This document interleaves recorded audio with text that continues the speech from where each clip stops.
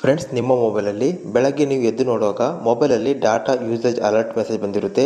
50% data ಖಾಲಿಯಾಗಿದೆ ಅಂತ message ಬರುತ್ತೆ. ಬಟ್ ನಿಮಗೆ ಶಾಕ್ ಆಗುತ್ತೆ. ಏನಕ್ಕೆ ನೀವು ಮೊಬೈಲ್ ಯೂಸೇ ಮಾಡಿರಲ್ಲ, ಆದರೂ ನಿಮ್ಮ 1 GB ಡಾಟಾದಲ್ಲಿ 50% ಡಾಟಾ ಖಾಲಿಯಾಗಿರುತ್ತೆ. ಏನಕ್ಕೆ ಈ ರೀತಿ ಅಲರ್ಟ್ ಮೆಸೇಜ್ ಬರುತ್ತೆ ಅಂದರೆ ನಿಮ್ಮ ಮೊಬೈಲಲ್ಲಿ ರಾಂಗ್ ಸೆಟ್ಟಿಂಗ್ ಆಗಿರುತ್ತೆ. ಈ ರಾಂಗ್ ಸೆಟ್ಟಿಂಗ್ ಏನಾಗಿರುತ್ತೆ, ನಿಮ್ಮ ಮೊಬೈಲಲ್ಲಿ ಡಾಟಾವನ್ನು ಕನ್ಸ್ಯೂಮ್ ಮಾಡ್ತಿರುತ್ತೆ. ಇವತ್ತಿನ ವಿಡಿಯೋದಲ್ಲಿ ನಿಮಗೆ ಕೇವಲ 3 ಸೆಟ್ಟಿಂಗನ್ನು ನೀವು ಆಫ್ ಮಾಡಬೇಕಾಗುತ್ತೆ. ಈ ಸೆಟ್ಟಿಂಗನ್ನು ಆಫ್ ಮಾಡ್ತಿದ್ದಾಗಲೇ ನಿಮ್ಮ ಬ್ಯಾಕ್ಗ್ರೌಂಡಲ್ಲಿ ರನ್ ಆಗಲ್ಲ, ಜೊತೆಗೆ ಬ್ಯಾಕ್ಗ್ರೌಂಡಲ್ಲಿ ಯಾವುದೇ ಡಾಟಾ ಕನ್ಸ್ಯೂಮ್ ಆಗಲ್ಲ. ಸೊ ನಿಮ್ಮ 1 GB ಇದ್ದರೆ ನೀವು ಯೂಸ್ ಮಾಡಿಲ್ಲ ಅಂದರೆ 1 GB ಫುಲ್ಲು ನಿಮ್ಗೆ ಸೇವ್ ಆಗಿರುತ್ತೆ. ಯಾವುದೇ ಕಾರಣಕ್ಕೂ ನಿಮಗೆ ಡಾಟಾ ಯೂಸೇಜ್ ಅಲರ್ಟ್ ಮೆಸೇಜ್ ಬರಲ್ಲ. ಆ ಸೆಟ್ಟಿಂಗ್ ಯಾವುದು ನಿಮಗೆ ಡೀಟೇಲ್ ಆಗಿ ತಿಳಿಸ್ಕೊಡ್ತೀನಿ. ಪ್ರತಿಯೊಬ್ಬರು ಕೊನೆ ತನಕ ನೋಡಿ. ಕೇವಲ 3 ಸೆಟ್ಟಿಂಗ್ ಮಾಡಿದ್ರೆ ಆಯಿತು. ಎಲ್ಲ ಫೋನಲ್ಲಿ ಮಾಡ್ಬೋದು, ಯಾವುದೇ ಕಂಪ್ನಿ ಫೋನ್ ಇದ್ದರೂ ಇದನ್ನು ನೀವು ಮಾಡ್ಬೋದು. ಮೊದಲೇ ಸೆಟ್ಟಿಂಗ್ ಮಾಡಬೇಕಾದ್ರೆ ನಿಮ್ಮ ಮೊದಲನೇದಾಗಿ ನೀವು ಪ್ಲೇಸ್ಟೋರಿಗೆ ಹೋಗಬೇಕಾಗುತ್ತೆ.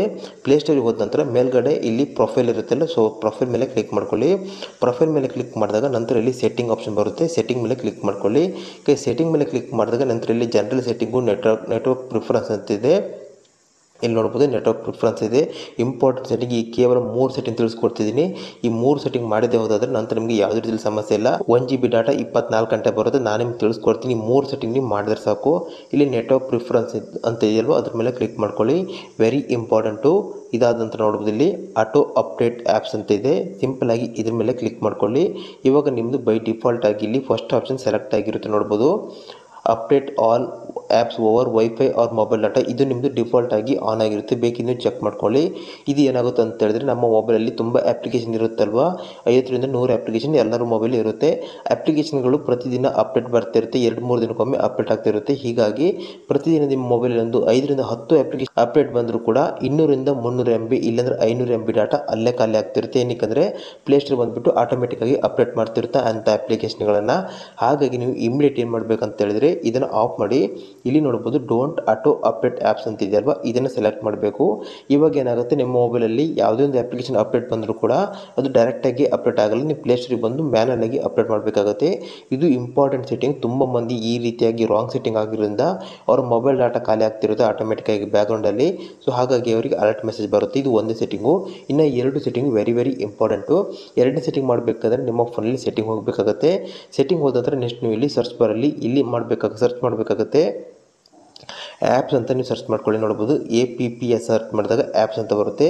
ಸಿಂಪಲಾಗಿ ಕ್ಲಿಕ್ ಮಾಡ್ಕೊಳ್ಳಿ. ಇಲ್ಲಿ ನೀವು 2ನೇ ಸೆಟ್ಟಿಂಗ್ ಮಾಡಬೇಕು. Very important. ಅದು ಏನಂತ ತಿಳಿಸ್ಕೊಡ್ತೀನಿ. ನೀವು ಲೈಕ್ ಮಾಡಿಲ್ಲ ಅಂದರೆ ಒಂದು ಲೈಕ್ ಮಾಡಿ. ಯಾಕಂದರೆ ನೀವು ಮಾಡುವಂಥ ಒಂದೊಂದು ಲೈಕ್ ನಿಮಗೆ ಹೆಚ್ಚಿನ ವೀಡಿಯೋ ಮಾಡೋಕ್ಕೆ ಮೋಟಿವೇಶನ್ ಸಿಗುತ್ತೆ. ಹಾಗಾಗಿ ಒಂದು ಲೈಕ್ ಮಾಡಿ, ಜೊತೆಗೆ ನಿಮ್ಮ ಫ್ರೆಂಡ್ಸ್ ಆ್ಯಂಡ್ ಫ್ಯಾಮಿಲಿಗೆ ಶೇರ್ ಮಾಡಿ. ಏನಕ್ಕೆ ಈ ರೀತಿಯಾಗಿ ಪ್ರತಿಯೊಬ್ಬರು ಈ ಸಮಸ್ಯೆನ ಪ್ರಾಬ್ಲಮ್ ಮಾಡ್ತಿದ್ದಾರೆ, ಡಾಟಾ ವೇಸ್ಟ್ ಆಗ್ತಿದೆ. ಹಾಗಾಗಿ ನೀವು ಶೇರ್ ಮಾಡಿದರೆ ಖಂಡಿತ ಅವರಿಗೆ ಯೂಸ್ಫುಲ್ ಆಗುತ್ತೆ, ಇಷ್ಟ ಆಗುತ್ತೆ. ಜೊತೆಗೆ ಕಮೆಂಟ್ ಬಾಕ್ಸಲ್ಲಿ ನೀವು ಯಾವ ಇಂಟರ್ನೆಟ್ ಯೂಸ್ ಮಾಡ್ತಿದ್ದೀರಿ ಅದನ್ನು ಕಮೆಂಟ್ ಮಾಡಿ. ಏರ್ಟೆಲ್ ಯೂಸ್ ಮಾಡಿದರೆ ಏರ್ಟೆಲ್, ಜಿಯೋ ಯೂಸ್ ಮಾಡಿದರೆ ಜಿಯೋ, ಅದು ಬೇರೆ ಯೂಸ್ ಮಾಡಿದರೆ ಅದನ್ನು ಕಮೆಂಟ್ ಮಾಡಿ. ಗೈಸ್ ಇಲ್ಲಿ ನೋಡ್ಬೋದು ಆ್ಯಪ್ ಮ್ಯಾನೇಜ್ಮೆಂಟ್ ಅಂತಿದೆ, ಅದ್ರ ಮೇಲೆ ಕ್ಲಿಕ್ ಮಾಡ್ಕೊಳ್ಳಿ. ಗೈಸ್ ಇವಾಗ ಇಲ್ಲಿ ನಿಮ್ಮ ಮೊಬೈಲಲ್ಲಿರುವಂಥ ಎಲ್ಲ ಅಪ್ಲಿಕೇಶನ್ ಬರುತ್ತೆ.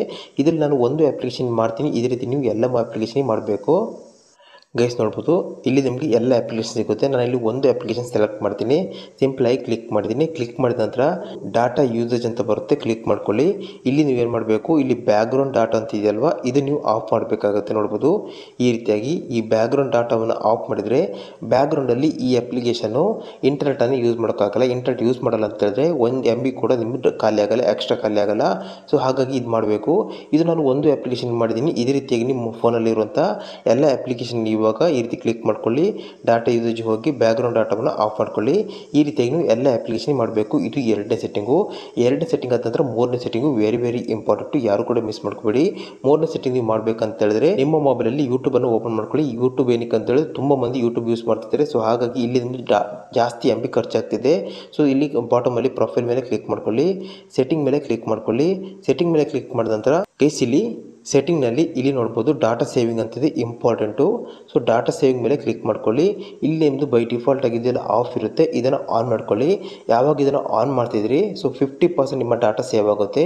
ನೀವು 1 ಗಂಟೆ ನೀವು ಯೂಸ್ ಮಾಡಿದಾಗ ನಿಮ್ಮದು ಎಷ್ಟು ಡಾಟಾ ಖಾಲಿ ಆಗ್ತಿತ್ತು ಅದಕ್ಕಿಂತ 50% ಡಾಟಾ ನಿಮಗೆ ಇಲ್ಲಿ ಸೇವ್ ಆಗುತ್ತೆ. ಈ ಡಾಟಾ ಸೇವಿಂಗ್ ಮಾಡೋಣ ಆನ್ ಮಾಡಬೇಕಾಗುತ್ತೆ.